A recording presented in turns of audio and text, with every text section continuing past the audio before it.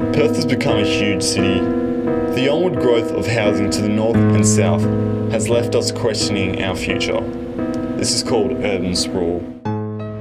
People's lives are built around the centre, but as developments occurred over the years, that development has spread, and in Perth's case it's spread along the coast in particular. There's some sprawl occurring east, and particularly in the southeast area and now the northeast.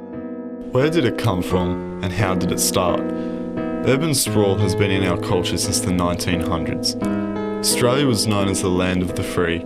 Settlers who moved to Australia were promised a land of peace, with a big house on a big block of land with a big garden where they could live out the rest of their days.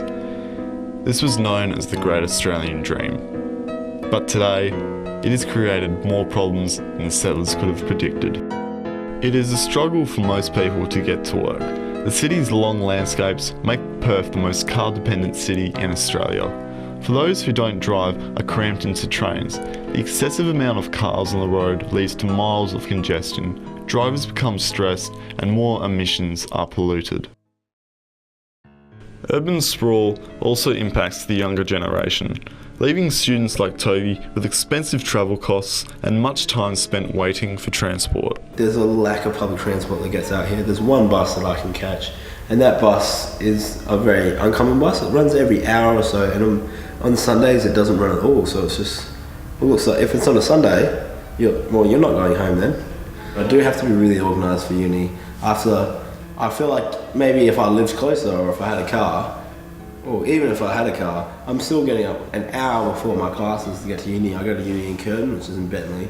It's probably about an hour and a half, if I'm lucky, by train or by public transport to there.